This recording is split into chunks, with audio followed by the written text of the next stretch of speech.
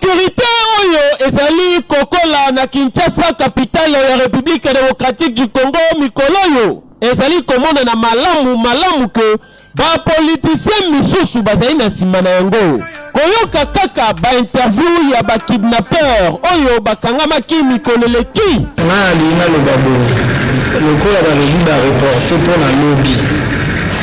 Eza la tête de tozoso na boye kuna kina menace biso poto lo basusu maloba ko kaka oyo ba walinga kuna. Na ebisi bino ke ngana yaka na ba information fiable. Ministre intérieur Peter Kazadi on a respecté qui trop mais koyo kababilo konazo kana kombo na yo Peter Kazadi. Vraiment je suis désolé, je peux pas accepter ça que non un ministre intérieur congolais, il est bien payé ou le président de la République lui fait confiance, mais lui il est en train de trahir le président en collaboration avec Sylvano Kassongo. Je te respecte, mais par rapport à Biloko, Kassonga Sambusio, au sens où on pont de vin, et pas à Indien, et pas à Libanais, bateau, bateau, Mamboka. Si le niveau oza mbongo et pas ya nani wana, irish Indien wana, oyo, azo somba ba organe, désolé, en attendant, ndege, au sens où on pont de vin, yango omoni, Pero Luara, azoko finga yo, ngana azoko kote na yo. Vraiment, je suis désolé. Mbongo ngobo kenango tiwapi. Mbongo tala, tout est vanité.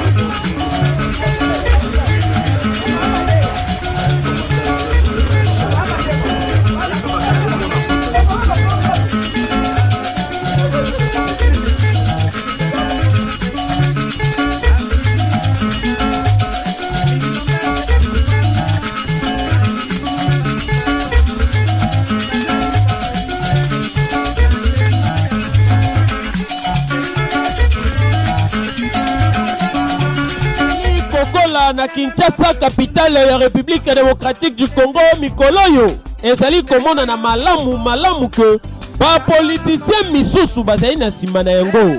Koyoka kaka ba interview ya ba kidnapper oyo bakangamaki mikoleleki. Na lina lo babo. Lokola ba lobi ba reporter pour na lobby. Eza la tête de tozoso na boye kuna kiba menace biso poto lo basusu maloba ko kaka oyo ba walinga kuna. Donc les tozoso ngaboué ezala ke to komi déjà ko dépendre na parquet na sens que kuna toza sous menacé te. Poto samba la vérité na oyo uta na mitema na biso.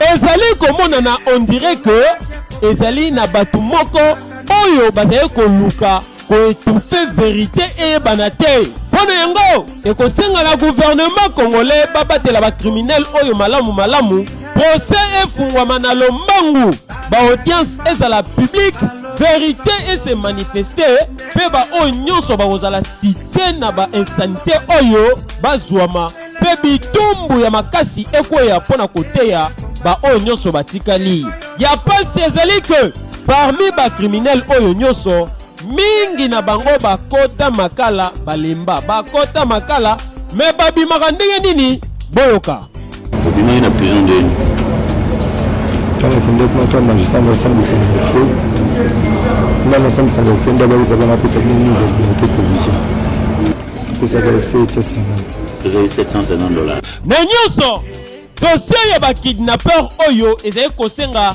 ba enquête ya makasi esalema soki ezali confirmé que batu ya mabe oyo babomaka batu balongolaka bango ba viscère, c'est-à-dire ba organe misusu mpona koteka ekosenga kolandela pe ba service de sécurité ebele lokola DGM pe police nationale congolaise mpona koétablir vérité pe ba responsabilité na lombango koyeba kokondane ba auteur ya mabe oyo ekozala bien bakonzi ya mboka ezali justice nde etombolaka nation boyeba ke bakongolais nyonso bazali kozela avec impatience aboutissement ya dossier oyo insécurité eleki mabe toza kotalela toza kojimene alerte na petit bonjour bonsoir na bakongolais à tout les Congolais de père et de mère na pesi mbote epai ya Fachi Beto Mukwantombolo 2023 Fachi Beto Urie na pesi mbote epai ya ye moko balobi defacer mboka Jean-Pierre Bemba Gombo na eko na ebisi bino ke ngana yaka na ba information fiable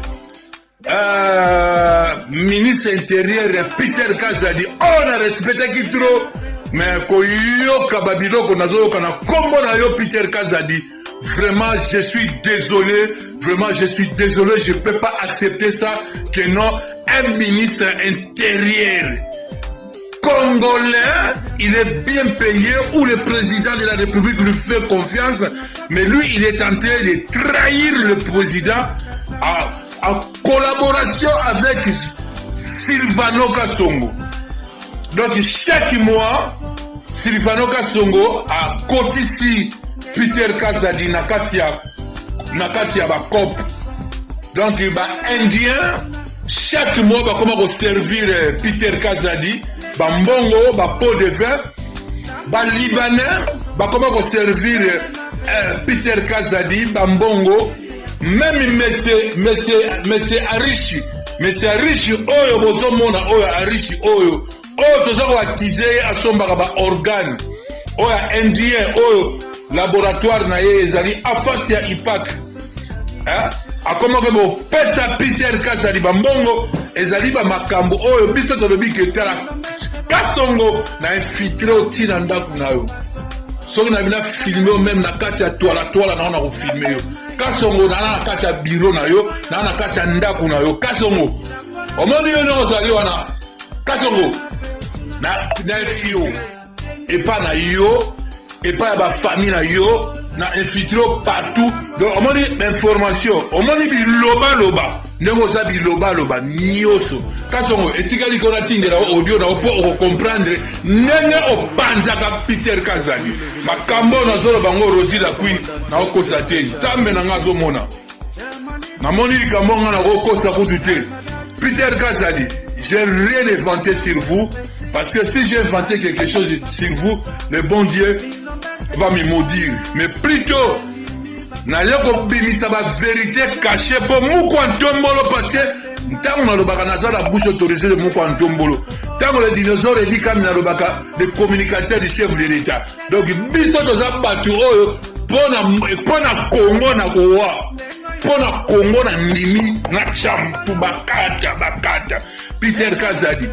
En tout cas, je suis désolé. En attendant, ndege ozozo ba pot de vin yango omoni pero luara azoko finga yo ngana azoko kotela yo vraiment je suis désolé mbongo ngobo ke nango ti wapi mongo tala tout est vanité kasongo bandaku toza nango okokufa okena ndaku mote kasongo mama na banoteka mapati mikato ebi kasongo yo Kasongo zali facteur osala poste na este Kasongo yo sala formation okenda ki formation na ngolo kokaki civil sipumbu o ba pesa ye grade ba signé John Numba che komo na ye ba ona mususu na dodo soki dodo chinyama bino na bino mayele dodo chinyama civil sipumbu bino bokota tribalisme na kati ya police. Deuxième soin, Roger le combattant frappe fort. Peter Kazadi. vous êtes dans l'obligation de m'appeler parce qu'il y a des choses où on a dit que et ça, on a dit toute vérité n'est pas bonne à dire. Il y a des vérités où on a dit bomba. Peter Kazadi, Pekka Roger le combattant, on a un numéro nangai. On a un numéro nangai. On a un numéro nangai, on a bloqué nangai. Et puis pourquoi bloquer nangai? Parce que nous avons un problème. Pourquoi on bloque? Nous allons comprendre pourquoi Peter Kazadi a bloqué.